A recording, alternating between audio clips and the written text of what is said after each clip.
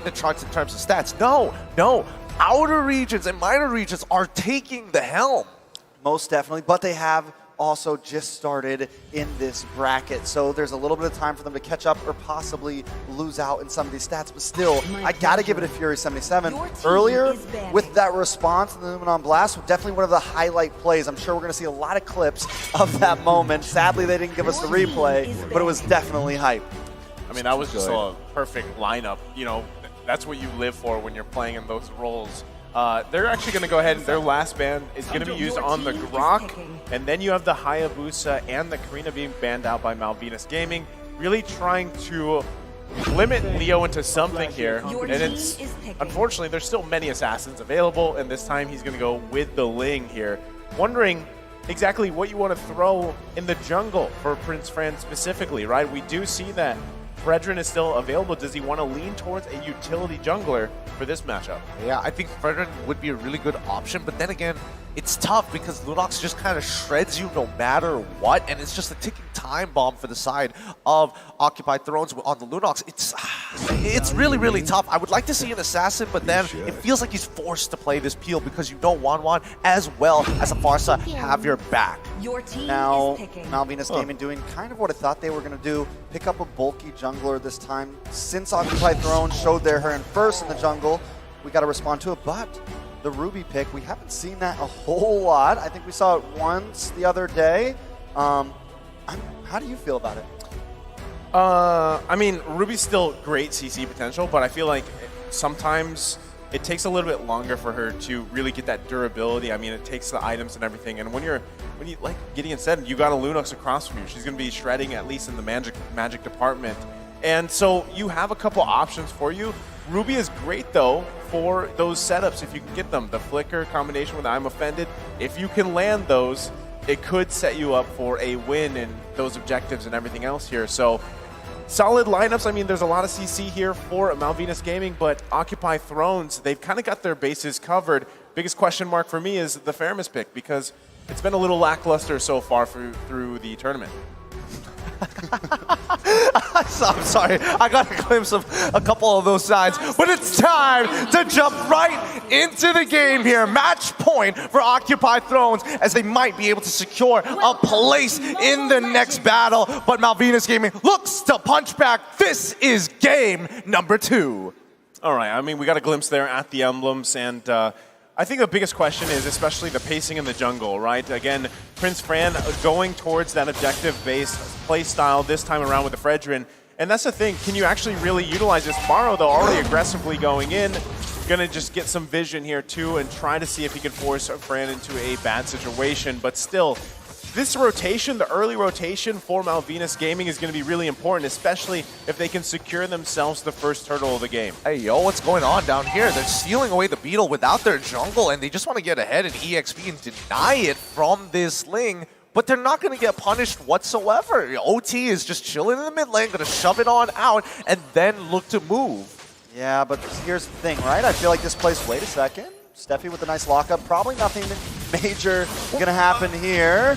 Maro forced to back off, but still, Malvinas Gaming, I feel like when there's a Ling on the field, that team wants to set a tempo, and Malvinas Gaming doesn't care about it. They want to bring in their own, but look how much material Leo's taking right now. He was able to pretty much clear out the free camps down on the bottom side of the map. Not to mention that, you know, he expected Malvinas Gaming to actually start invading that Beetle with the information provided by that. Lunox is able to make some really good calculated decisions overall. But in terms of the map rotation, it does feel a little strange. Nobody's really taking the initiative just yet. We're not seeing, you know, we're not seeing Maro actually jumping into too many of these fights. He understands they want to get level 4 first before anything. Oh, but there's some initiation. Dragon going to take a bit of damage, but now the rest of Malvinas Gaming is here. Turtle is up. I think it's going to be a second until the fight ensures, though. All right, so Dragon going to be fine. He also just got that ultimate ability. The Consecration going to heal back up. Still, though, it looks like Prince Fran wants to fight for this turtle. Maro to almost level 4, just hit it. So gonna wait for, you know, Leo to grab this purple buff and just get in position to fight this, because they've got all the ultimates across the board here, especially when you're talking about having this Faramis. They've got a little bit more of an extension of a fight, and now they're pulling it through. They get the feathered airstrike out from Harley. That's a big ult out from Malvinas Gaming. They're stalling on purpose. OT is stalling this on purpose. Mario could have absolutely hit that if he flickered, but now look at the enemy purple buff. Malvinas Gaming is going to lose it, and while Prince Fran is slowly taking this away. Oh, cheeky, but Leo still able to get it. Gonna get stunned up there, but will be able to walk away from this freely. Prince Fran is able to secure the turtle, so almost a decent trade. When we look at the gold, OT has a small 150 advantage. Well, I mean, even with that, okay, they might still go here in the mid lane, but even with that trade, right, you're at least securing yourself the first turtle here, but I mean, Prince Fran, does he care too much about the purple buff? As a Fredrin, maybe not so much in comparison to the assassin junglers here, but still, you don't want to just continue to give things away. And even noticing, you know, Joel Crew already having the corrosion scythe here on that 1-1, it's going to be crucial for him to find the crossbow of tanks and even those resets later on throughout the fight. And now you can see even the focus here from Occupy Thrones. Ooh, in comes Gato, though, showing his presence. The rest of the team also ready to make a strike, but nobody sticking their neck out too far. I don't know what's happening here. I mean, Gato just goes in, he uses that Brilliance, goes back out, he's trying to bait out Joel Cruel, but then he also knows that the rest of the team is moving on, so why exactly did he use the Brilliance when he could just use the Darkening? So many questions at hand. Maro? Wait a second, Maro does come in, but a Feathered Airstrike is there to stop him. Colt Alter comes out to save the day, and once again, it is a disengage. Come on, Gideon, what's going on here? I don't see first blood. It's been 4 minutes. I want my action. Weird. This is supposed to be like the Blood Dome. So Where weird, is dude. my blood? The Blood Dome. Well, I mean, at this point, it is kind of odd that both of these teams, especially when we saw the team head-to-head, that there's been no first blood up to this point. I'm sure in the next 30 seconds or so when that turtle comes up, everyone's going to be rearing to go. Gato finally picking up the Clock of Destiny here, too, at the 4.5-minute mark. So this could be crucial, though. Joel Crew, though, still the focus of Occupy Thrones. Harley also picking up Clock of Destiny. So everybody's still looking for that first kill of the game. Everybody's still looking for that first blood, but no first blood. Sorry, Gideon, just not yet. 5 minutes in. I mean, now with the turtle up, though, Leo is going to get the first poke onto it along with Joel Crew. Looking at Prince Fran and Harley coming in as well. Nice time offended on Maro. Gato, though, comes in, but Maro still falls. Brilliance has dropped Harley. Able to flicker. Steph taking a bit of damage. Fury comes in with the Colt Alter, giving it a little bit more sustainability. Hulk onto the backside, but Gato is found by Joel Crew. Hulk now onto the tower, forced to flicker away. Fury getting a bit of poke, but this should give the turtle over to the side of Malvinas. Finally, we do see the first 2 kills come forth, but it's weird. It's like, oh, you want the objective, you want the kills, and then suddenly there's a huge shift in perspective. But I mean, like, even with that, it was just kind of a weird whole fight there for that turtle. But Joel Crew coming out with the 2 kills and being able to pick up his second item now on this 1-1, it is going to be something that Occupy Thrones has to be conscious of, because you just see a lot of this back and forth, and still Steffi looking for another possible setup here. Now Maro on the Kufra is going to be the big person to find the setup for Occupy Thrones, but right now they're struggling for it as this turtle is now less than half health. Most definitely, and Maro is keeping his distance, making sure he's in range to possibly make the play happen. But Harley and Steph also being very, very sneaky inside of this bitch. Joel Crew gonna move around. Dragon trying to delay that purple buff, but it still goes into the hands of Leo. Off camera, Maro is picked off. Harley taking a bit of damage, will fall. Hulk finds it. Hulk in the midst of things. Joel Crew gets crossbow tang, and he will find it. The Cold Alter still not enough. Finally with the killing spree, but now OT is on the hunt. Leo here gets stunned up by Steph, and Joel Crew finds another. That is a double kill, and still the Lord is not taken, but they have got what they need because it's 5-1 on the board. Oh my goodness. I mean, honestly, things could have gone so bad. I saw Malvinas Gaming like, oh, I am ready to make the TikTok highlights, but there's still objectives, so Joel Crew backs off. He was so ready to go further and push himself to the limits here. But right now, I feel like Occupy Throne has kind of lost their aggressiveness. They're playing a lot more controlled for some reason, and I'm not entirely sure what the communications seem like. They're still pressing the situation here on the top side, going to take them out here. Ooh, I'm offended, locks on Maro, burst it down. That's an unstoppable kill for Joel Crew, and at 5-0-1 at 7.5 minutes, the 1-1 is beginning to look scary.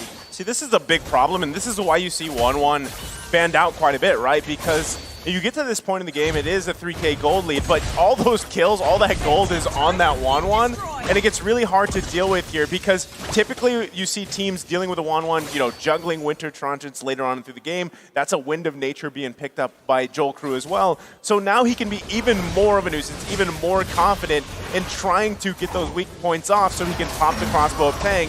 And this is why you just see them take control of Occupy Throne's jungle. Oh, Maru trying to dive in and make it onto Joel Crew, but it's still not enough. A nice I'm offended, locks up Maru. He drops Hulk along with him. Fury 77 now on the run, does a nice bit of damage, but he falls. Joel Crew 6-0 in 3 now.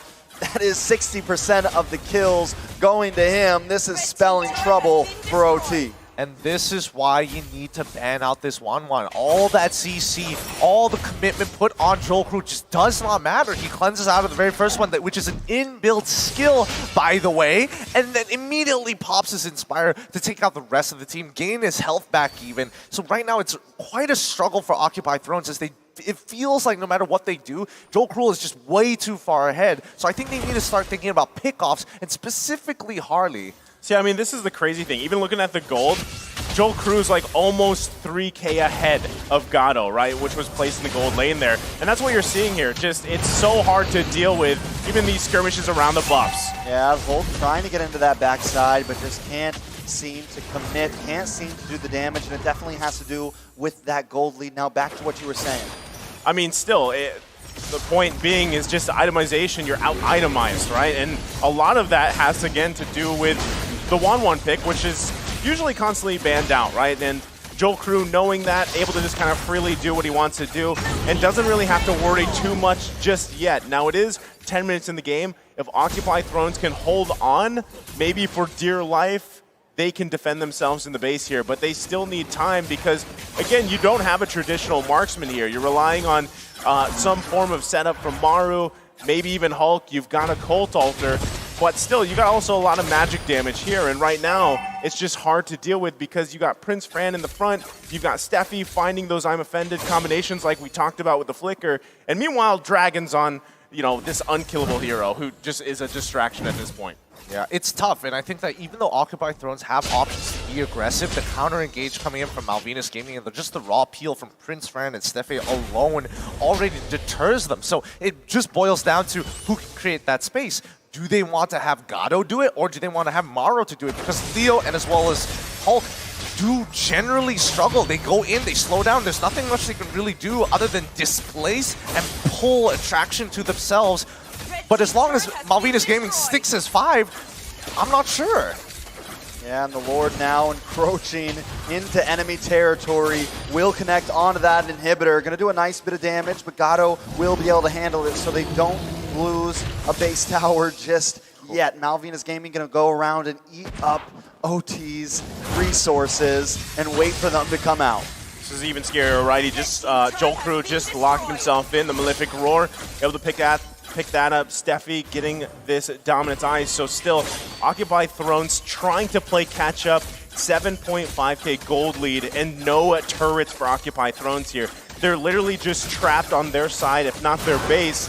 And I mean, Joel Crew, the turret plater, number 2 highest turret damage per minute. That's 951 damage. And this has been a game for him. I mean, if it was Leo's game, the previous one, this one's Joel Crew here. You know, for now, I mean, for all we know, this game could drag out longer, but let's have a look at Joel Crew, the turret plater. You know, the second highest turret damage per minute at 951. The man is able to push really fast and somehow is able to shred these turrets without taking too much damage or getting punished that heavily. Yeah, another amazing statistic for one of these lower bracket teams. It definitely goes to show how much of a stars they are in their own right. But with Malvinas Gaming holding such a strong lead over this, is there an answer for OT? Well, I think one of the biggest answers for them is still going back to the point. Like, do you use Gato to, whether it's the Brilliance, whether it's those Chaos Balls, to try to melt someone down here if you can at this point? Do you have Hulk either initiate with the split or peel for you? Leo also, I think he's got a couple items now on this link. He's got damage, but I feel like the big problem is there's just too much even durability from Malvinas Gaming because of that gold lead. Even looking at the items here, I think he's still got to build his third one. But at this point, you don't even really want to see them contest this Lord. They might be better off just defending in their base for another one while they can play catch-up here. Yeah, Morrow will get the Tyrant's Revenge onto Steffi, but a nice I'm offended comes onto Hulk and Fury. Colt Alter does come out, but they don't want to let it up. Joel Crew popping off with that crossbow of Tang. Fury goes down, everyone else back to base. Leo caught in the midst of the field. Gonna try to get hunted down from Dragon, but this should be a possible Lord for the side of Malvinas. And this is what we were talking about earlier. No matter what aggressive moves coming out from OT, from Mauro specifically does, he instantly gets cleansed away. The peel coming in from Prince Fran, and not to mention just the counter engagement coming out from Steffi. He gets hit by it, doesn't care, quickly taunts everybody and pulls them in with a I'm offended. So now OT are on the back foot even further than before, and most teams can't recover from this position. 9K gold lead basically going to be 10 once that Luminous Lord crashes into the inhibitor. Yeah, I think, Leo's trying his best here, really to put pressure anywhere that he can. But he's also going to be careful because in this defense, you're probably going to see Steffi try to just set up a play with a flicker, I'm offended combination. They still have quite a few options. But now they've got to work on this Lord here on the bottom side. Most definitely it does get the crash because it is enhanced. A lot of green dots on the side of Malvinas, but the same thing goes for Mena. Ults are ready to go. They want to move into this middle inhibitor, try to take as much as they can. They don't want to go too deep. Dragon will hold down the front line. Able to zone Leo and got away, but now the I'm offended locks in. Feathered Airstrike comes down. Hulk coming onto the backside, but Steffi does fall. OT trying to make the response here. Looks like we're going for a ride along with Hulk, but Prince Fran is caught in the midst of 4 members and will fall as well. That is a 3-for-0 trade. They do take some inhibitors, but Occupy Thrones is answering back. Well, I mean, you can consider that a at least successful defense here for Occupy Thrones. They also narrowed down that gold gap by about, 3,000 gold or so, and they might be able to make some more moves across the map. They didn't get Joel Crew, unfortunately, but the fact that Steffi initiated that, right? As we expected, he initiated that fight with the I'm offended, and it didn't go the way they wanted to. They wanted to end the game there, but Occupy Thrones able to hold on for it. Yeah, unable to close out, and man, quite the swing in OT's favor now. They might actually have a chance if they're able to find a fight like that once more, now that the blue does, Hulk in particular, is able to kind of tank just enough damage from Joel Crew to waste his time and allow the rest of his team to go for the bigger picks. And looking at the items, I mean, at least for, Occupy Thrones, they've got the damage in terms of magic, right? You've got Fury having that Divine Glaive now with the Glowing Wand. He's got the Lightning Truncheon. He's pretty much where he needs to be. You also have, again, Gato is that big thing, because that's what you chose to put in the gold lane here. Now, you do lack that marksman, but you've got a lot of burst potential. The penetration is there, and hopefully Leo can follow up. If Leo continues to put pressure around the map, open it up a little bit better, they could still play around that, but Morrow charging up here in the bush. Oh, big flicker. That is huge. Harley goes down along with Joel Crew. Steffi could be next. Leo gonna try to find him, use the conceal, just try to escape, but it's double kill for Leo. Prince Fran into the back line, will get immobilized, and Glue's gonna take him for a ride back to the team. Prince Fran trying to do everything he can, but Leo will get the triple and wipe them out. Nothing but Dragon stands against Occupy Thrones right now. Should be an easy Lord. Oh, I don't know what the thought process was there, but Joel Crew, unfortunately, purposefully showing himself walking into the lane rush like that against the Kufra, who doesn't mind if there's multiple. It means more value. I thought I was going to get a 1-for-1. He got a 3-for-1. That was massive. I mean, as we were just trying to figure out how can Occupy Thrones get back into the game, just like that gold lead completely gone here. And even Gato picking up the Divine Glaive because of that whole skirmish. They've now got the Lord marching with them in the bottom side. They're going to be looking to focus on possibly even Inhibitor Turret if they can get there. So now Malvinas Gaming in a very dire situation. You've got Leo also pushing into the tier 1 on the top side. Let's see if Malvinas Gaming can defend this, because that was a huge blunder on the bottom side. Oh, I mean, let's look at the high ground defense at this point, because now Occupy Thrones are taking the lead, but it doesn't really technically matter at this point other than the situational items. Probably not the best use of Feathered Airstrike there, probably could have waited a little bit until it got closer towards the inhibitor turret because they knew that the outer turrets are basically gone at this stage with a Luminous Lord 17 minutes into the game. However, if we talk about oh no. Yeah, a little bit of suppression. Oh. But wait a second, I'm Offended comes in, and Fury goes down. Joel Crew gonna pick that up. It comes across both Tang. Morrow will be next. Hulk forced to back off. Leo now on the boss side. Joel Crew wants to try to find him, but he is a slippery boy. Should be able to escape this. Wait a second. Joel Crew still hunting him down, but Leo is going to be able to get away. It is back and forth. Man, Leo's doing work again. I mean, you got to give it up to the guy. He picks up the BOD here, but knowing the situation they were in, for 12, 13 minutes of the game, he has found wins where he could, and it's resulted into basically Occupy Thrones being in this game, possibly ending this and sending Malvinas Gaming home, right? And Leo, whether he's pushing lanes, whether he's pushing turrets, it's opening up the map for Occupy Thrones here. I mean, look at the gold for Leo. Yeah, he's definitely been playing a different game from the rest of his team. And honestly, wait, hold up, Leo, are you in trouble? Oh, maybe. Force uses Tempest Blades as an escape. In comes Dragon, trying to sandwich it in, but man, Leo. That's all I gotta say. The Leo. He is the literal economy of OT at this stage of the game, right? And Malvinas Gaming, this has been a series of unfortunate events. Like every particular play that they've thought of, either they didn't think it all the way through and got punished for it, and now if they had just closed out this game, we would have already been on game 3 and Malvinas Gaming would have the momentum, but now that it's been stopped, OT are starting. This is a real test of the mental between both of these teams. Throw the strategy out right now, because if they cannot execute, and more importantly so, if their mental breaks at this crucial part of the game, it's going to be over. Yeah, I mean, at this point, right, everybody's items are almost at this pretty much locked in, right? You're going to see some juggling, especially from the side of Occupy Thrones, because they've got to juggle the Winter Transient when Joel Crew pops that crossbow of Tang. If they can negate that and time it well... Morrow doesn't want to juggle anything except for Joel Crew. Because now Prince Fran on the run. Fury going to pop that Cult Altar. Morrow pushes him back.